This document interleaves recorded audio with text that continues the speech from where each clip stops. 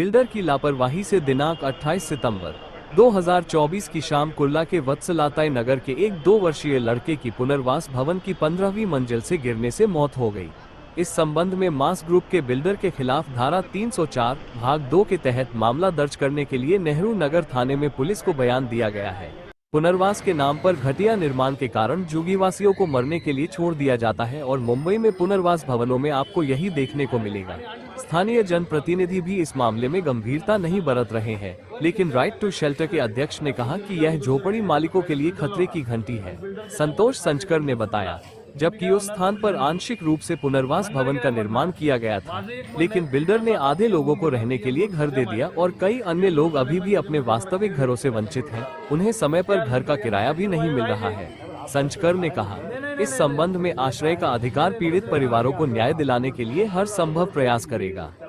यहाँ पे एक बहुत बड़ा एक बच्चे का दुर्घटना हो गया है। किस तरह से देखते हैं कि कहीं ना कहीं जो है बिल्डर्स की लापरवाही यहाँ पे देखने को मिलती है कि इतने बड़े बिल्डिंग बनाने के बावजूद भी जो बेसिक नीड्स होते हैं वो जो है उन लोग देने को राजी नहीं। देखो, ये जो झुग्गियाँ निकाल के ये बिल्डिंग बना रहे हैं, तो ये हाई कोर्ट ने खुद बताया है कि खड़े में अभी खड़ी झुग्गियाँ या गवर्नमेंट तैयार कर रही है और बिल्डर लोगों का फ़ायदा करने के लिए ये सब हो रहा है। मगर जो ये बिल्डिंग बना रहे हैं उसमें जो बेसिक नीड्स है वो कुछ प्रॉपरली दिया नहीं जाता, उसके वजह से ये हादसे हो रहे हैं। अभी ये बिल्डिंग में तीसरा हादसा हो गया और जिस तरीके से हादसा हुआ, छोटा बच्चा 2 साल का बच्चा गुजर गया है, बहुत दुख की बात है।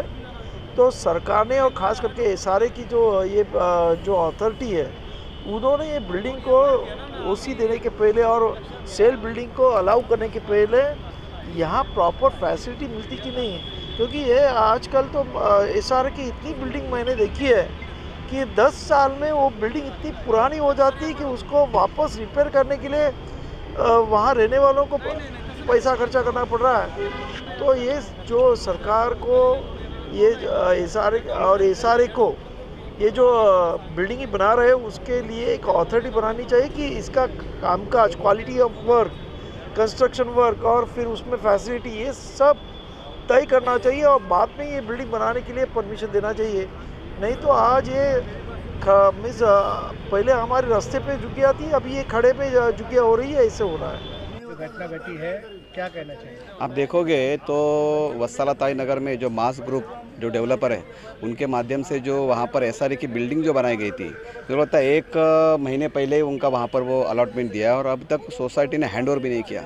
आप देखोगे तो वहाँ पर बिल्डर ने जो चीज़ें सेफ्टी वॉल्स या सेफ्टी जो मेजर्स वो फॉलो करने चाहिए थे, वो फॉलो नहीं करने के कारण एक बच्चा 2 साल का वहाँ पर 13 फ्लोर से गिर गया, 15 फ्लोर से गिर गया और उसकी जान गई। ये बहुत बड़ी दुर्घटना मानी जाती है।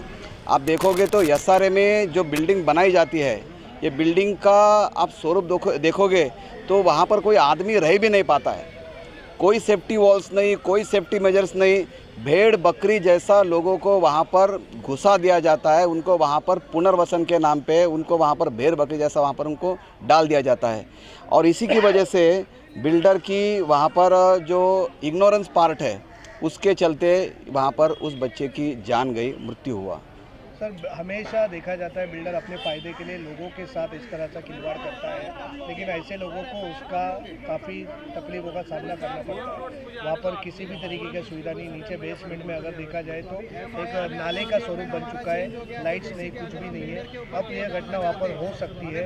अब जिस तरह से अलग अलग घटनाएँ हो रही हैं तो वहाँ पर भी घटना हो सकती है, लेकिन घटना होने के बाद ही प्रशासन हो या हर कोई जाग जाता है, आंदोलन करता है। क्या कहना? प्रशासन को एक्चुअली ये पता नहीं ये बातें दिखती है भी या नहीं। आप देखोगे तो 2 दिन पहले हाई कोर्ट ने इसका कॉग्निजेंस लिया हुआ है कि जो बिल्डिंग SRA में बनती है वो कितने भद्दे तरीके से बनती है, लोगों को किस तरीके से उनका पुनर्वसन किया जाता है, उनकी ज़मीनी हड़प की जाती है और वहाँ पर बिल्डर की बिल्डिंग बनाकर वहाँ पर आलीशान मकान बनाया जाता है। ये कौन सा पुनर्वसन है? ये परमानेंट पुनर्वसन नहीं है, ये टेम्पररी पुनर्वसन है, हम ये कहेंगे। आज जिस बच्चे की वहाँ पर जान गई है, वहाँ पर उसके संदर्भ में हम नेहरू नगर पुलिस स्टेशन में आए पुलिस स्टेशन में हम लोग ने जो पुलिस ऑफिसर है उनका सहयोग मिला। उनको हम लोग ने ये कहा कि उस बिल्डर पर 304 पार्ट 2 ये सेक्शन वहाँ पर लगाया जाए। अगर हम देखते हैं तो खाली इग्नोरेंस का सेक्शन लगाकर बिल्डर वहाँ पर टेबल जामीन लेके फरार हो जाते हैं। लेकिन अगर इनको एक सबक सिखाना है, इनको हमारी जान से खिलवाड़ अगर नहीं करने देना है, तो उसके ऊपर एक स्ट्रिक्ट एक्शन, एक मजबूत एक्शन लेना बहुत ज़रूरी है। इसलिए इन सभी भाइयों के साथ हम यहाँ पर आए और पुलिस को हम लोग ने स्टेटमेंट दी है। जल्द से जल्द पुलिस इस पर एफआईआर फाइल करेगी। मेरा बेटा ईजान खान है, जिसका इंसिडेंट हुआ है वो मेरा बेटा है। कितने 2 बजे साल हुआ, कब हुआ ये? वो शाम को 7:30 बजे करीब मेरे को फ़ोन आया था। मैं बाहर था तो मुझे फ़ोन आया कि ऐसा ऐसा बच्चे ने आवाज़ चिल्लाया और कोई लेके चला गया, ऐसा कुछ मतलब बोले। हाँ, ऐसा लगा कि कोई ले गया या किधर चला गया, घूम गया। तो हम लोग आए, ढूंढे, नहीं मिला बच्चा। कम से कम 1.5 घंटे के बाद हम लोग पूरा बिल्डिंग छान मारे, पूरे बिल्डिंग में नहीं था, कहीं पे भी नहीं मिला। तो फिर हम लोग लास्ट में दूसरे माले पे ये अपना इसके ऑफिस में गए, क्या नाम है, भरत से इनके इंडियन सोसाइटी के ऑफिस में गए। तो हम लोग वहाँ पे सीसीटीवी चेक करने गए थे। तो सीसीटीवी चेक करने के चक्कर में हम लोग वहीं पे खड़े थे तो दीवार से हम लोग डक देखा, एक दूसरे माले से हम लोग को डक दिखा। तो उसमें हम लोग ने देखा, हम लोग बोले बहुत गंदा पड़ा है, उसमें देखे नहीं हम लोग ने, बाकी सब डक देख लिए थे। तो हम लोग लाइट जला के देख रहे तो कुछ दिख रहा नहीं।